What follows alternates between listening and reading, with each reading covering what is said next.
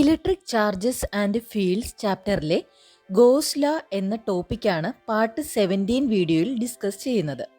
എല്ലാ കൂട്ടുകാരും ക്ലാസ് കാണുന്നതോടൊപ്പം തന്നെ എഴുതിയും നോക്കേണ്ടതാണ്. ക്ലാസ്സിലേക്ക് ഒരിക്കൽ കൂടി സ്വാഗതം. ഇന്ന് നമ്മൾ പരിചയപ്പെടുന്ന ടോപ്പിക് ഗോസ് ലോ ആണ്. എക്സാം പോയിന്റ് ഓഫ് വ്യൂവിൽ വളരെയധികം പ്രാധാന്യമുള്ള ടോപ്പിക്കാണ് ഗോസ് ലോയും അതിൻ്റെ ആപ്ലിക്കേഷനും. ഇത് പലതവണ പരീക്ഷകളിൽ ആവർത്തിച്ച് ചോദിക്കാറുണ്ട്. അപ്പോൾ വളരെ പ്രാധാന്യത്തോടു കൂടി തന്നെ പഠിക്കാൻ ശ്രമിക്കുക. അപ്പോൾ നമുക്കത് എന്താണെന്നുള്ളത് നോക്കാം. കുറച്ച് ചാർജ് ഇരിപ്പുണ്ട്. Q1, Q2, Q3 ഇങ്ങനെ കുറച്ച് ചാർജ് ഇരിപ്പുണ്ട്. ഇതിന് ചുറ്റും ഒരു ക്ലോസ്ഡ് സർഫസ് ഉണ്ടെന്ന് പരിഗണിക്കുക. Q1, Q2, Q3 ചാർജുകൾക്ക് ചുറ്റും ഒരു ക്ലോസ്ഡ് സർഫസ് ഉണ്ടെന്ന് പരിഗണിക്കുക. അങ്ങനെയാണെങ്കിൽ നമുക്കറിയാം ഓരോ ചാർജും അതിന് ചുറ്റും എന്തുണ്ട്? ഇലക്ട്രിക് ഫീൽഡ് ലൈൻസ് ഉണ്ടല്ലേ. അപ്പോൾ ഈ ഇലക്ട്രിക് ഫീൽഡ് ലൈൻസ് ഈ സർഫസിൽ കൂടെ കടന്നു പോകുമ്പോൾ അവിടെ എന്തുണ്ട്? ഫ്ലക്സ് ഉണ്ട്. നമ്മൾ പഠിച്ചു അല്ലേ, ഒരു സർഫസിൽ കൂടി നോർമലായിട്ട് വന്ന് വീഴുന്ന ഇലക്ട്രിക് ഫീൽഡ് ലൈൻസിൻ്റെ എണ്ണമാണ് ഫ്ലക്സ്. നമ്മൾ പഠിച്ചു. അങ്ങനെ ഒരു ക്ലോസ്ഡ് സർഫസുമായിട്ട് ബന്ധപ്പെട്ട് വരുന്ന ഇലക്ട്രിക് ഫ്ലക്സിനെ പറ്റിയാണ് ഗോസ് ലോ പറയുന്നത്. അതായത് ഒരു ക്ലോസ്ഡ് സർഫസിൽ എൻക്ലോസ് ചെയ്തിരിക്കുന്ന ചാർജ് മൂലം ഉണ്ടാകുന്ന ഇലക്ട്രിക് ഫ്ലക്സ്, ഇതിനെ പറ്റിയാണ് എന്ത് പറയുന്നത്? ഗോസ് ലോ പറയുന്നത്. അപ്പോൾ അതെന്താണെന്നുള്ളത് നമുക്ക് നോക്കാം. ആദ്യം നമ്മൾ പരിഗണിച്ചതുപോലെ ഒരു 3 ചാർജ് ഇവിടെ ഇരിപ്പുണ്ട്. Q1, Q2, Q3 എന്ന് പറയുന്ന ചാർജ് ഇരിപ്പുണ്ട്. അതിനു ചുറ്റും നമ്മളൊരു സ്ഫെറിക്കലായിട്ടുള്ള ഒരു സർഫസ് നമ്മൾ ഇമാജിൻ ചെയ്തു. ഇത് റിയൽ അല്ല, നമ്മൾ ഇമാജിൻ ചെയ്തതാണ്. ഒരു ഇമാജിനറി സർഫസ് ആണ് അല്ലേ. ഇതൊരു ചാർജിന് ചുറ്റും ഉള്ള ഒരു ഇമാജിനറി സർഫസ് ആണ്. ഇതിനെ നമുക്ക് ഇമാജിനറി സർഫസ് എന്ന് വിളിക്കാം, അല്ലെങ്കിൽ നമുക്ക് ഇതിനെ എന്ത് വിളിക്കാം? ഗോഷ്യൻ സർഫസ് എന്ന് വിളിക്കാം. അതായത് ഗോസ് ലോയുടെ ആപ്ലിക്കേഷന് വേണ്ടിയിട്ട് നമ്മൾ കൺസിഡർ ചെയ്യുന്ന ഒരു സർഫസ് ആണ്. അതുകൊണ്ട് നമുക്ക് ഇതിനെ എന്ത് വിളിക്കാം? ഗോഷ്യൻ സർഫസ് എന്നും വിളിക്കാം. അപ്പോൾ ഈ ഗോഷ്യൻ സർഫസിനുള്ളിൽ ചാർജ് എന്താണ്? എൻക്ലോസ്ഡ് ആണ് അല്ലേ. ഈ ചാർജ് ഈ ഗോഷ്യൻ സർഫസ് അല്ലെങ്കിൽ ഒരു ഇമാജിനറി സർഫസിനുള്ളിലാണ് ഇരിക്കുന്നത് അല്ലേ. അപ്പോൾ ചാർജ് എൻക്ലോസ്ഡ് ആണെന്ന് പറയാം അല്ലേ. ഗോഷ്യൻ സർഫസിനുള്ളിൽ ഈ ചാർജ് എൻക്ലോസ്ഡ് ആണ്. അപ്പോൾ നമുക്ക് കണ്ടുപിടിക്കേണ്ടത് ഫൈ ആണ്, അതായത് ഇലക്ട്രിക് ഫ്ലക്സ് ആണ് നമുക്ക് കണ്ടുപിടിക്കേണ്ടത്. അപ്പോൾ അതിനെല്ലാം മുമ്പേ ആയിട്ട് നമുക്ക് ഇതിനകത്തുള്ള ടോട്ടൽ ചാർജ് എത്രയാണെന്നുള്ളത് നോക്കാം. ടോട്ടൽ ചാർജ് Q ആണെങ്കിൽ ഈ സർഫസിൽ, ഈ ഗോഷ്യൻ സർഫസിനകത്തുള്ള ചാർജ് മൊത്തം നെറ്റ് ചാർജ് എത്രയാണ്? ടോട്ടൽ ചാർജ് എത്രയാണ്? നമുക്കറിയാം ചാർജ് എന്ന് പറയുന്നത് അഡിക്റ്റീവ് പ്രോപ്പർട്ടി ഉള്ളതാണല്ലേ. അപ്പോൾ നമുക്ക് എന്ത് ചെയ്താൽ മതി? ഈ 3 ചാർജിനെ എന്ത് ചെയ്താൽ മതി? ആഡ് ചെയ്താൽ മതി. അപ്പോൾ total charge Q is equal to Q1 plus Q2 plus Q3. അപ്പോൾ ഈ Q എന്ന് പറയുന്നതാണ് ഈ സർഫസിൽ എൻക്ലോസ് ആയിട്ടുള്ള നെറ്റ് ചാർജ് ആണോ? ഓക്കെ. എങ്കിൽ ഗോസ് ലോ പറയുന്നത് ഇലക്ട്രിക് ഫ്ലക്സ് ഫൈ എന്ന് പറയുന്നത്, ഇലക്ട്രിക് ഫ്ലക്സ് ഫൈ എന്ന് പറയുന്നത് 1/ε0 ടൈംസ് ദ നെറ്റ് ചാർജ്. അപ്പോൾ ഗോസ് ലോ എന്താണ് പറയുന്നത്? ഈ ഒരു സർഫസുമായിട്ട് ലിങ്ക് ചെയ്തു വരുന്ന ഇലക്ട്രിക് ഫ്ലക്സ് എന്ന് പറയുന്നത് 1/ε0 ടൈംസ് ദ നെറ്റ് ചാർജ്. അതായത് ഈ സർഫസിനകത്ത് എൻക്ലോസ് ചെയ്തിരിക്കുന്ന നെറ്റ് ചാർജ് അതിനെ എന്തുകൊണ്ട് മൾട്ടിപ്ലൈ ചെയ്യണം? 1/ε0 കൊണ്ട് മൾട്ടിപ്ലൈ ചെയ്യുമ്പോൾ അതുമായി ബന്ധപ്പെട്ട ഇലക്ട്രിക് ഫ്ലക്സ് കിട്ടും. ഇതാണ് ഗോസ് ലോ പറയുന്നത്. Phi is equal to 1/ε0 Q. ഇതിൽ ഫൈ എന്ന് പറയുന്നത് ഇലക്ട്രിക് ഫ്ലക്സ് ആണ്. ε0 നിങ്ങൾക്കറിയാം എന്താണ്? Permittivity of free space. Permittivity of free space. Q എന്താണ്? Net charge. ഈ സർഫസിൽ എൻക്ലോസ് ചെയ്തിട്ടുള്ള, ഈ സർഫസിനകത്തുള്ള ചാർജിൻ്റെ മൊത്തം ടോട്ടൽ Q1, Q2, Q3 ചാർജാണ്. ഇത് 3ഉം കൂടി കൂട്ടുമ്പോഴാണ് നമുക്ക് നെറ്റ് ചാർജ് കിട്ടുന്നത്. ഓക്കെ. അപ്പോൾ ഗോസ് ലോ എന്ന് പറയുന്നത് phi equal to 1/ε0 into Q, അല്ലെങ്കിൽ നമുക്ക് Q/ε0 എന്നും പറയാം. അപ്പോൾ ഇതിൽ പ്രത്യേകിച്ച് ശ്രദ്ധിക്കേണ്ട കാര്യം ഗോസ് ലോ എപ്പോഴും ആപ്ലിക്കബിൾ ആയിട്ടുള്ളത് ക്ലോസ്ഡ് സർഫസിനാണ്. ക്ലോസ്ഡ് സർഫസിനാണ് ഗോസ് ലോ ആപ്ലിക്കബിൾ ആയിട്ടുള്ളത്. ഈ സർഫസ് ഏത് ഷേപ്പിൽ വേണമെങ്കിലും ആവാം. നമ്മൾ എടുത്തിരിക്കുന്ന ഈ ഒരു ഗോഷ്യൻ സർഫസ് അല്ലെങ്കിൽ ഇമാജിനറി സർഫസ് എന്ന് പറയുന്നത്, ഇപ്പോൾ ഇവിടെ സ്ഫെറിക്കൽ സർഫസാണ് വരച്ചിരിക്കുന്നത്. ഇതിന് പകരം ഒരു റെക്റ്റാങ്കിൾ ആയിട്ടുള്ള സർഫസ് ആവാം, അല്ലെങ്കിൽ ഒരു സിലിണ്ടറിക്കൽ ആയിട്ടുള്ള സർഫസ് ആവാം. അപ്പോൾ ഒരു ഗോഷ്യൻ സർഫസ് എന്ന് പറയുന്നത് എനി ഷേപ്പ് ആവാം. ഏതൊരു ഷേപ്പിലുള്ള സർഫസും നമുക്ക് ഒരു ചാർജിന് ചുറ്റും കൺസ്ട്രക്ട് ചെയ്യാം അല്ലെങ്കിൽ ഇമാജിൻ ചെയ്യാം. ഈ ഗോഷ്യൻ സർഫസ് നമുക്ക് അതുമായി ലിങ്ക് ചെയ്തിരിക്കുന്ന ഇലക്ട്രിക് ഫ്ലക്സ് കണ്ടുപിടിക്കാനാണ് നമ്മൾ ഏത് ലോ ഉപയോഗിക്കുന്നത്? ഗോസ് ലോ ഉപയോഗിക്കുന്നത്. അപ്പോൾ നമുക്ക് ഗോസ് ലോയുടെ സ്റ്റേറ്റ്മെന്റ് ഒന്ന് പരിചയപ്പെടാം. ടോട്ടൽ ഇലക്ട്രിക് ഫ്ലക്സ്, അതായത് phi, total electric flux through a closed surface is equal to 1/ε0 times the charge enclosed by the surface. Okay, അതായത് ഒരു ചാർജ് ഇരിപ്പുണ്ട്. അപ്പോൾ ആ ചാർജിന് ചുറ്റും നമ്മളൊരു സർഫസ് ഇമാജിൻ ചെയ്യുന്നു. ആ ഇമാജിനറി സർഫസിനെ നമുക്ക് ഗോഷ്യൻ സർഫസ് എന്ന് പറയാം. അതിൻ്റെ പ്രത്യേകത, അത് ഏത് ഷേപ്പ് വേണമെങ്കിലും നമുക്ക് കൺസിഡർ ചെയ്യാവുന്നതാണ്. ഏത് ഇറഗുലർ ഷേപ്പ് വേണമെങ്കിലും നമുക്ക് കൺസിഡർ ചെയ്യാം. Cylindrical shape, rectangle shape, spherical shape, ഏത് ഷേപ്പ് വേണമെങ്കിലും നമുക്ക് കൺസിഡർ ചെയ്യാം. അങ്ങനെ ഒരു ഗോഷ്യൻ സർഫസ് നമ്മൾ കൺസിഡർ ചെയ്തു. അങ്ങനെ ആ ചാർജ് കാരണം ആ സർഫസിൽ ഉണ്ടായ ഇലക്ട്രിക് ഫ്ലക്സ്, അതായത് ചാർജ് എന്ത് ചെയ്യും? ഇലക്ട്രിക് ഫീൽഡ് ലൈൻസിനെ പ്രൊഡ്യൂസ് ചെയ്യും അല്ലേ.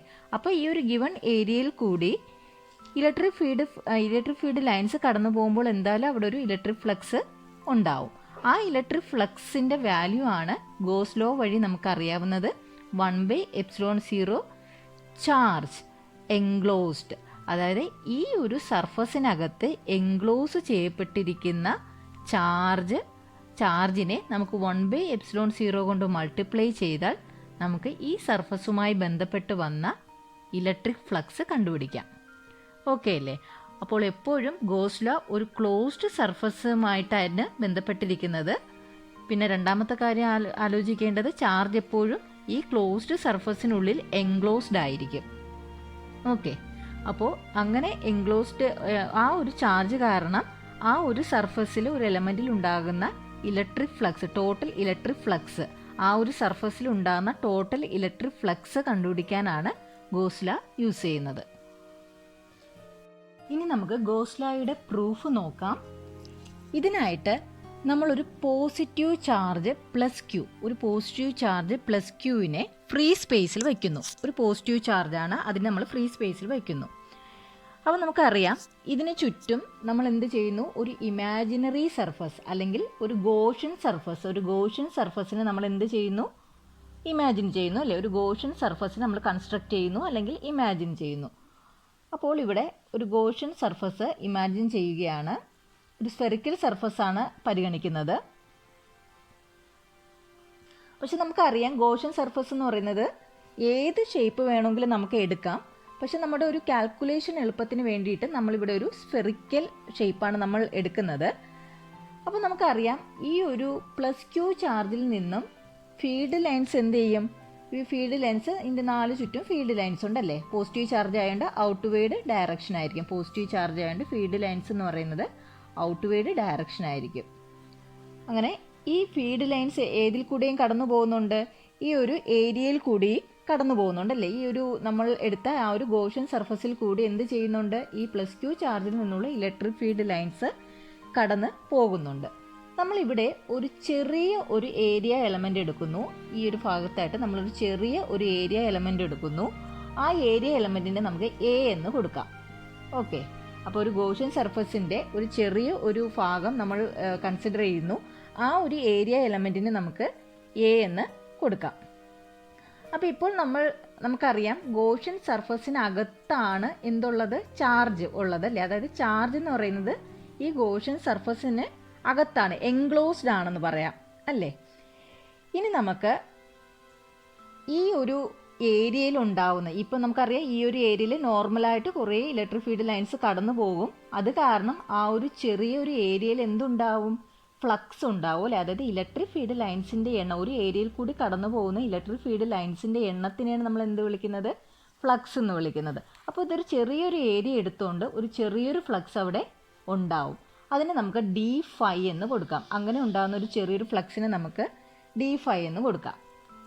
ഇനി നമുക്ക് ഇലക്ട്രിക് ഫീൽഡ് ഇൻറ്റൻസിറ്റി ഇയുടെയും ഏരിയ വെക്റ്റർ എയുടെയും ഡയറക്ഷൻ നമുക്കൊന്ന് വരയ്ക്കാം. ഓക്കെ, അപ്പം നമുക്കറിയാം ഇലക്ട്രിക് ഫീൽഡ് ഇൻറ്റൻസിറ്റിയുടെ ഡയറക്ഷൻ എന്ന് പറയുന്നത് ഈ ഫീൽഡ് ലൈൻസ് പോകുന്ന അതേ ഡയറക്ഷൻ തന്നെ ആയിരിക്കും ഇലക്ട്രിക് ഫീൽഡ് ഇൻറ്റൻസിറ്റിയുടെയും ഡയറക്ഷൻ. നമ്മൾ മുമ്പുള്ള ക്ലാസ്സിൽ പഠിച്ചു. അപ്പോൾ ഇവിടെ നോക്കൂ, ഇതൊരു പോസിറ്റീവ് ചാർജ് ആയതുകൊണ്ട് ഇതിൻ്റെ ഡയറക്ഷൻ എന്ന് പറയുന്നത് എങ്ങോട്ടായിരിക്കും? ഔട്ട്വേർഡ് ഡയറക്ഷൻ ആയിരിക്കും അല്ലേ. അതുകൊണ്ട് ഇയുടെ ഡയറക്ഷൻ എങ്ങോട്ടായിരിക്കും? ഇതേ ഡയറക്ഷൻ ആയിരിക്കും ഇയുടെ ഡയറക്ഷനും. ഓക്കെ ആണല്ലോ. ഇനി നമുക്ക് വേണ്ടത് ഏരിയ വെക്റ്ററിൻ്റെ ഡയറക്ഷനാണ്. ഏരിയ വെക്റ്ററിൻ്റെ ഡയറക്ഷൻ എടുക്കുന്നത് നമ്മൾ നേരത്തെ പഠിച്ചു. എങ്ങനെയാണ് എടുക്കേണ്ടത്? ഒന്നാമത്തെ കണ്ടീഷൻ സർഫസിന് പെർപെൻഡിക്കുലർ ഡയറക്ഷനായിരിക്കണം. രണ്ടാമത്തെ കണ്ടീഷൻ അത് ഔട്ട്വേർഡ് ഡയറക്ഷൻ ആയിരിക്കണം. അപ്പോൾ സർഫസിന് ഔട്ട്വേർഡ് ഡയറക്ഷനും ആയിരിക്കണം, പെർപെൻഡിക്കുലർ ഡയറക്ഷനും ആയിരിക്കും എന്ത്? ഏരിയ വെക്റ്ററിൻ്റെ ഡയറക്ഷൻ. അപ്പോൾ നമുക്ക് ഏരിയ വെക്റ്ററിൻ്റെ ഡയറക്ഷൻ എയും കൂടെ വരയ്ക്കാം. എയുടെ ഡയറക്ഷനും എന്ത് തന്നെയാണ്? ഏരിയ വെക്റ്ററിൻ്റെ ഡയറക്ഷൻ എന്ത് തന്നെയാണ്? ഇയുടെ അതേ ഡയറക്ഷൻ തന്നെയാണ്. അതായത് ഇയുടെ ഡയറക്ഷനും ഏരിയ വെക്റ്ററിൻ്റെ ഡയറക്ഷനും സെയിം ഡയറക്ഷനാണ്. ഇവ തമ്മിൽ ആംഗിളൊന്നും ഉണ്ടാക്കുന്നില്ല. തീറ്റ എന്ന് പറയുന്നത് ഇവിടെ എന്താണ്? 0 ആണ്. അപ്പോൾ ഇയും എയും തമ്മിലുണ്ടാക്കുന്ന ആംഗിൾ എന്ന് പറയുന്നത് ഇവിടെ 0 ആണ്. ഇനി നമുക്ക് ഫ്ലക്സിൻ്റെ ഇക്വേഷൻ എഴുതാം. നമുക്ക് ഇവിടെ ഈ ഒരു ചെറിയ എലമെൻറ്റ് എ എന്ന് പറയുന്ന ഒരു ചെറിയ എലമെൻറ്റിൽ ഉണ്ടാകുന്ന ഫ്ലക്സ് d∅ എന്ന് കൊടുക്കാം. നമ്മൾ ഫ്ലക്സിൻ്റെ ഫോർമുല പഠിച്ചിട്ടുണ്ട്. E A cos theta. E A cos theta. d∅ എന്ന് പറയുന്നത് ഫ്ലക്സ് ആണ്. ഇ എന്ന് പറയുന്നത് ഇലക്ട്രിക് ഫീൽഡ് ഇൻറ്റൻസിറ്റി ആണ്. എ എന്ന് പറയുന്നത് ഈ എടുത്തിരിക്കുന്ന ചെറിയ ഏരിയ എലമെൻ്റ് ആണ്. തീറ്റ എന്ന് പറയുന്നത് ഇയും എയും തമ്മിൽ ഉണ്ടാക്കുന്ന ആംഗിളാണ് തീറ്റ. പക്ഷേ ഇവിടെ നമ്മൾ കണ്ടു ഇവിടെ തീറ്റ എന്ന് പറയുന്നത് 0 ആണ്. അതുകൊണ്ട് നമുക്ക് എന്ത് എഴുതാം? E A cos 0. കോസ് 0യുടെ വാല്യൂ എന്ന് പറയുന്നത് 1 ആണ്. അതുകൊണ്ട് നമുക്ക് എന്ത് എഴുതിയാൽ മതി? d∅ equal to E A എന്ന് മാത്രം എഴുതാം. d∅ equal to E A. അപ്പോൾ ഇതെന്ന് പറയുന്നത് ഒരു ചെറിയ ഏരിയ എലമെൻറ്റിൻ്റെ ഫ്ലക്സ് ആണ്. ഒരു ചെറിയ ഏരിയ എലമെൻറ്റുമായിട്ട് ലിങ്ക് ചെയ്ത ഫ്ലക്സ് ആണ് ഈ d∅ എന്ന് പറയുന്നത്. നമുക്ക് പക്ഷേ എന്ത് വേണം? ടോട്ടൽ ഫ്ലക്സ് വേണം അല്ലേ. അപ്പോൾ എന്ത് ചെയ്താൽ മതി? ഒരു ചെറിയൊരു എലമെൻറ്റിൻ്റെ ഫ്ലക്സ് നമുക്ക് കിട്ടിക്കഴിഞ്ഞു. അതിൻ്റെ ടോട്ടൽ ഫ്ലക്സ് ആണെങ്കിൽ ആഡ് ചെയ്യണം. റിപ്പീറ്റഡ് അഡീഷൻ ആണ് വേണ്ടതല്ലേ. അപ്പോൾ അതിന് പകരം നമുക്ക് എന്ത് പറയാം? റിപ്പീറ്റഡ് അഡീഷൻ തന്നെയാണ് ഇൻ്റഗ്രേഷൻ എന്ന് പറയുന്നത്. നമുക്ക് രണ്ട് സൈഡിനെയും ഇൻ്റഗ്രേറ്റ് ചെയ്യുകയാണെങ്കിൽ നമുക്ക് ഈ ടോട്ടൽ ഫ്ലക്സ് കിട്ടും. അപ്പോൾ നമ്മൾ ഈ ഒരു സൈഡിനെ നമുക്ക് ഇൻ്റഗ്രേറ്റ് ചെയ്യുമ്പം ടോട്ടൽ ഫ്ലക്സ് φ എന്ന് കൊടുക്കാം. ടോട്ടൽ ഫ്ലക്സ് φ എന്ന് കൊടുത്തു. ഇനി നമ്മൾ ഇൻ്റഗ്രൽ സൈൻ കൊടുക്കുന്നു. എന്നിട്ട് ഇ എ എഴുതുന്നു. E A. ഈ ഒരു സർഫസ് മുഴുവൻ നമുക്ക് ഇൻ്റഗ്രേറ്റ് ചെയ്യണം. ഫുൾ സർഫസിനെ ഇൻ്റഗ്രേറ്റ് ചെയ്യുന്നു.